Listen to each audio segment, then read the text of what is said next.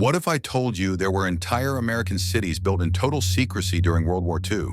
Cities that didn't appear on maps, guarded by fences and soldiers, where even the people living inside had no idea what they were truly building? They looked like ordinary towns with schools, grocery stores, and baseball games. But behind the closed doors of their factories and labs, workers were unknowingly creating the most powerful weapon in human history. These were the secret cities of the Manhattan Project: Oak Ridge in Tennessee, Los Alamos in New Mexico, and Hanford in Washington. Hidden worlds where science, secrecy, and sacrifice collided to change the course of the war and the future of humanity.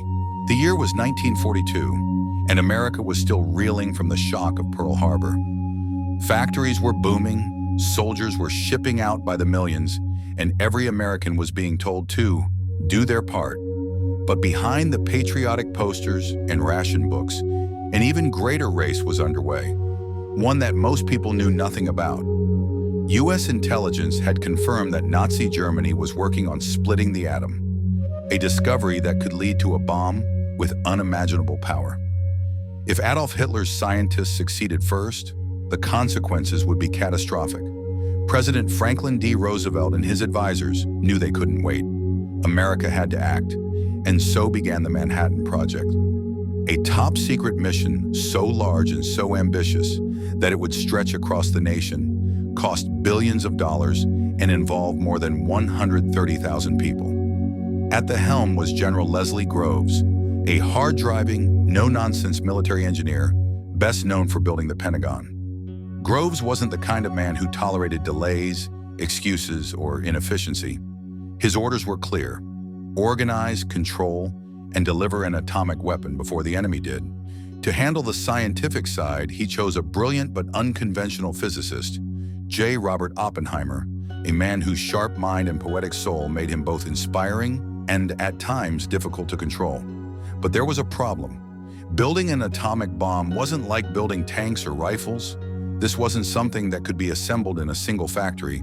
Splitting the atom required enormous facilities, vast amounts of electricity, and experimental technologies that had never been tried before.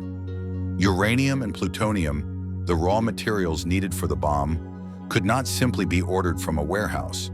They had to be manufactured in ways that demanded secrecy, precision, and a workforce the size of a small city. How do you run the biggest scientific project in history without the public or enemy spies finding out? The solution was unprecedented: create entire towns from scratch.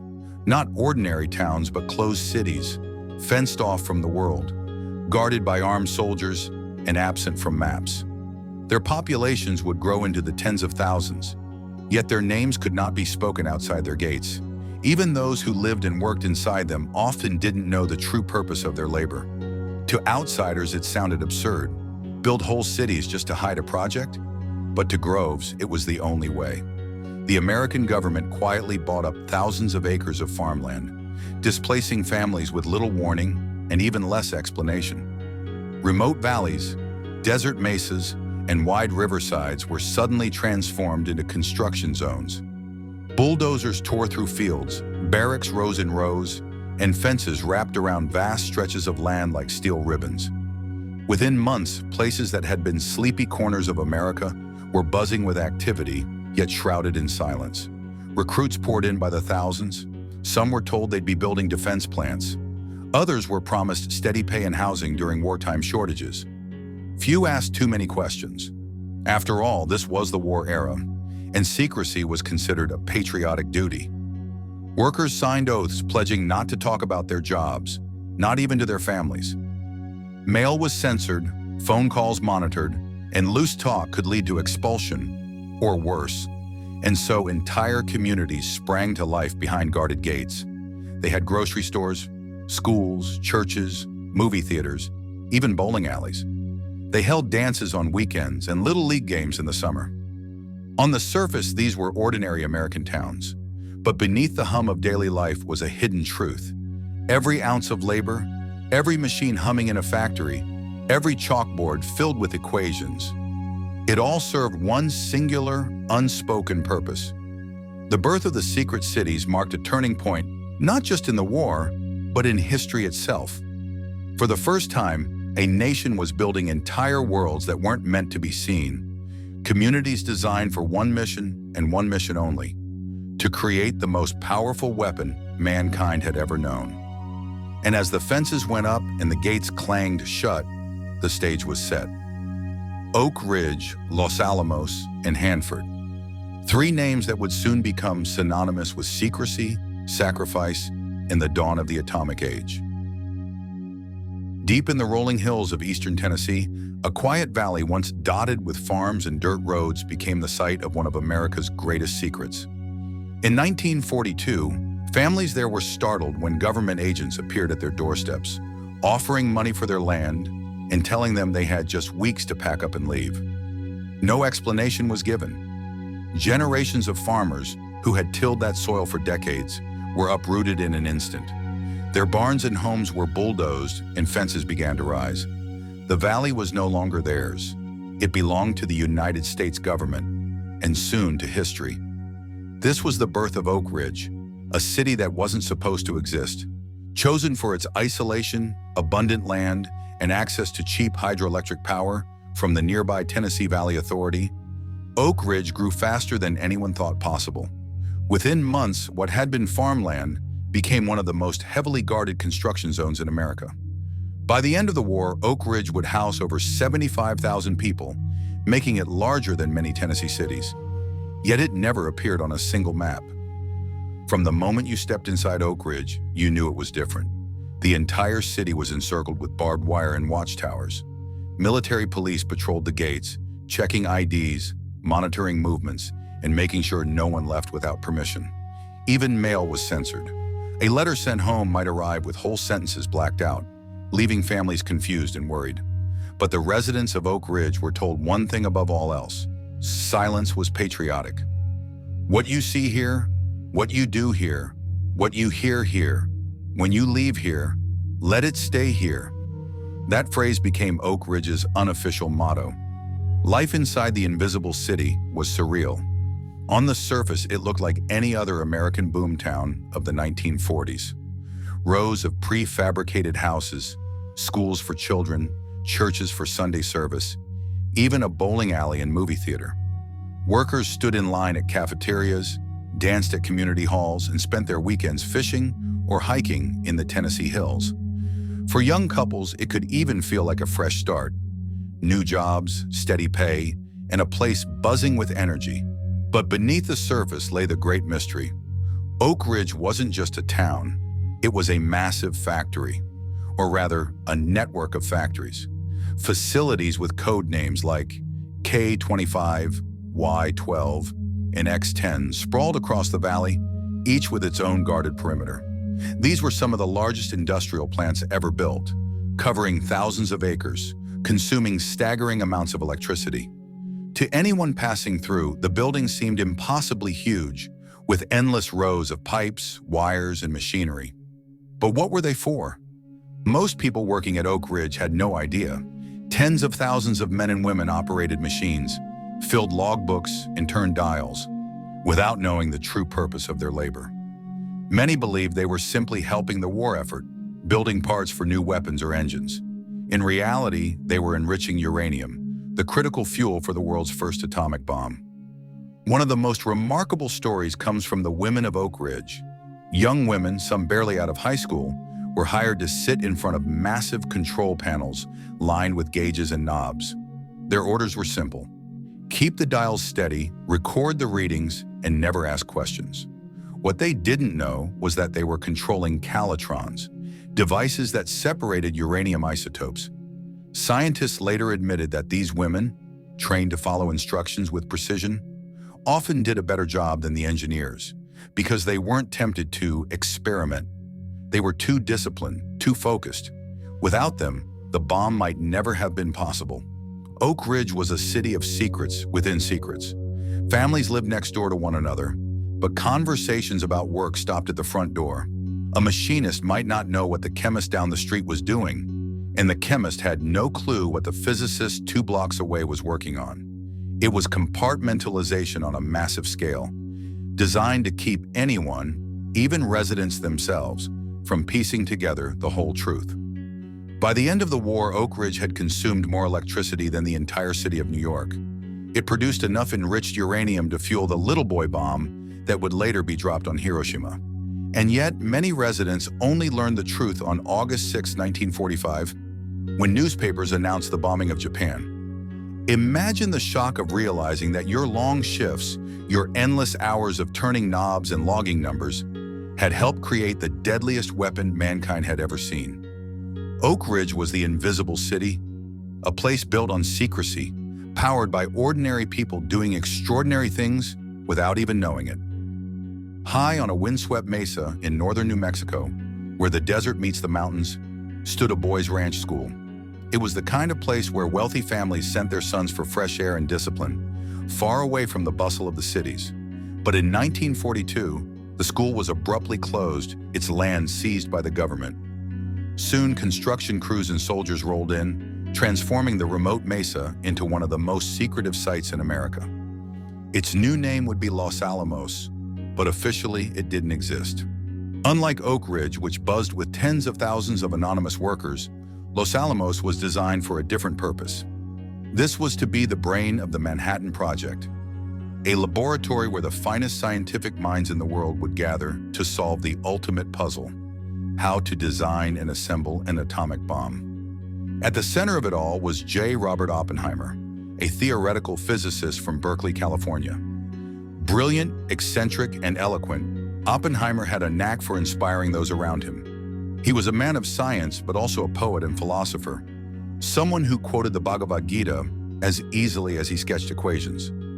General Leslie Groves, ever the pragmatist, knew Oppenheimer's charisma could rally the world's best scientists to the cause and keep them focused, and so they came. Nobel Prize winners, physicists from Europe who had fled the Nazis, young geniuses fresh out of graduate school, men who would forever be remembered as the architects of the atomic age. But with them came wives, children, and families. Overnight, Los Alamos became a strange mix of cutting-edge science and small-town life. From the outside, the town looked ordinary enough. Rows of hastily built houses, a mess hall, a hospital, even a school for the children. Families celebrated birthdays, organized holiday dances, and played baseball on makeshift fields. But beneath the friendly surface, the rules were strict. Soldiers guarded the gates, and residents were not allowed to leave without permission. Letters home were censored, and every visitor had to be cleared by the military. Even the scientists themselves lived under constant surveillance. Inside the laboratories, the work was unlike anything humanity had ever attempted. The challenge wasn't just splitting the atom, that had already been proven possible. The task at Los Alamos was to turn theory into reality, to design a weapon that could be built, transported, and detonated with devastating effect. It was a race against time, and the pressure was immense. There were constant arguments between the scientists and the military. The physicists wanted openness, the ability to share ideas freely as science had always been done. But the military demanded compartmentalization and secrecy. Oppenheimer found himself caught between two worlds, the creativity of science and the rigidity of war. Somehow he held it together, keeping his team focused while the weight of history pressed down on their shoulders. Life in Los Alamos was a paradox. By day, families enjoyed picnics under the New Mexico sun, children rode bikes through dusty streets, and mothers gathered for coffee. But just beyond the chain-link fences, their husbands and fathers were designing a weapon that would change the world forever. Many of the women had no idea what their spouses were working on. They only knew it was important and for the war effort. The children called their home the Hill, not realizing they were growing up in the most secretive community in America.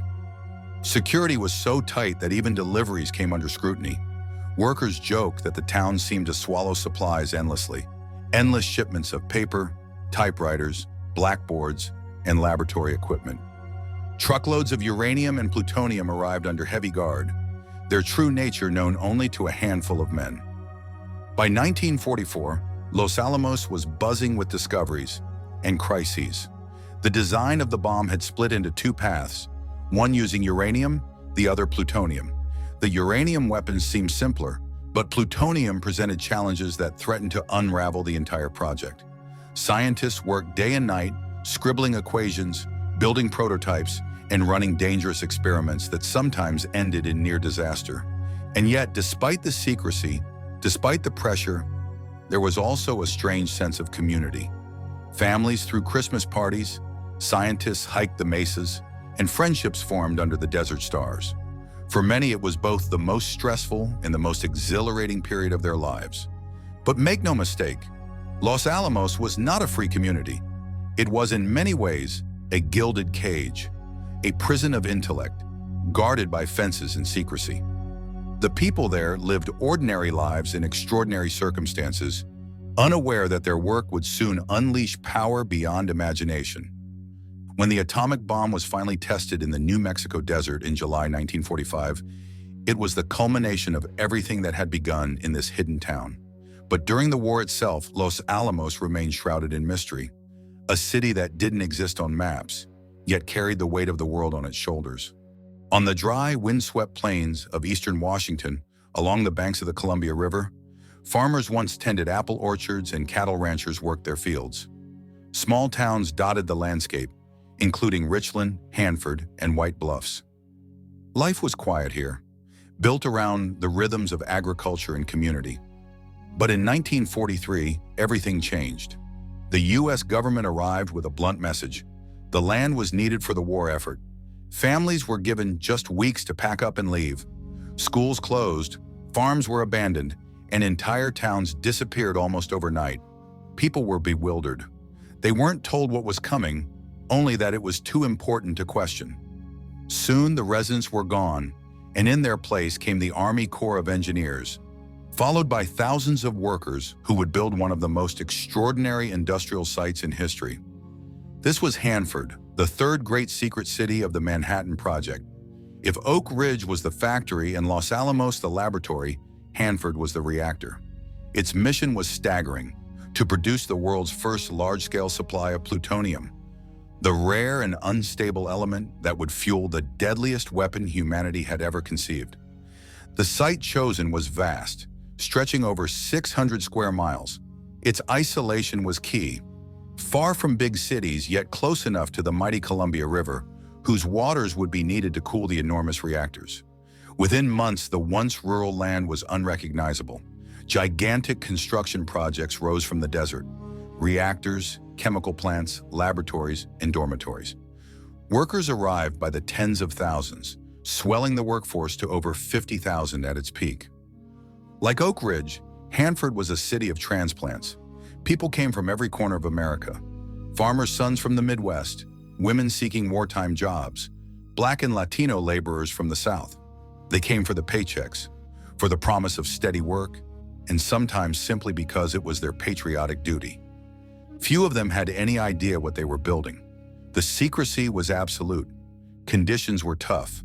The desert climate swung between scorching heat and bitter cold. Dust storms whipped through the camps, and the sheer scale of the construction pushed workers to exhaustion. Yet progress was relentless. The crown jewel of Hanford was the B reactor, the world's first full-scale plutonium production reactor.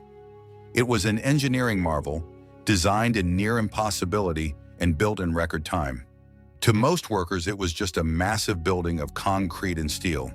But behind its walls, uranium fuel rods were bombarded with neutrons, creating plutonium, a process so dangerous and untested that failure seemed inevitable. The secrecy at Hanford bred rumors. Some thought they were building a massive power plant. Others guessed it might be a new kind of chemical factory. Few imagined the truth, that the material being produced here would one day reduce entire cities to ash. Meanwhile, the surrounding community transformed. Richland, once a sleepy farming village, was remade into a government town. Barracks, schools, theaters, and even bowling alleys sprang up, all under federal control.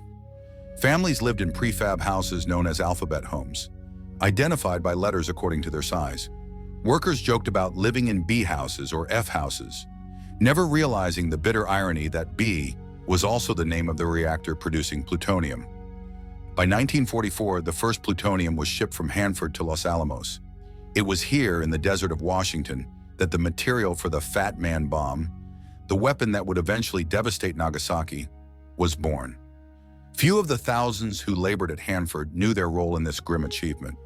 They only saw long hours, good wages, and a strange, isolated existence that bound them to the land in ways they could never quite explain. But the legacy of Hanford would not end with the war. After the bombings of Hiroshima and Nagasaki, Hanford remained central to America's nuclear program for decades, churning out plutonium during the Cold War. Its reactors became symbols of both victory and danger, leaving behind contamination that still haunts the region today. Back in 1945, however, none of that mattered. To the government, Hanford had achieved its purpose.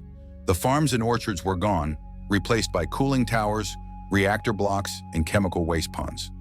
What had once been fertile land was now one of the most secretive and consequential industrial complexes on Earth. And so, hidden behind fences and guarded gates, the quiet fields of Washington became the birthplace of a new age. An age of nuclear power, nuclear fear, and a weapon that would forever change the fate of nations.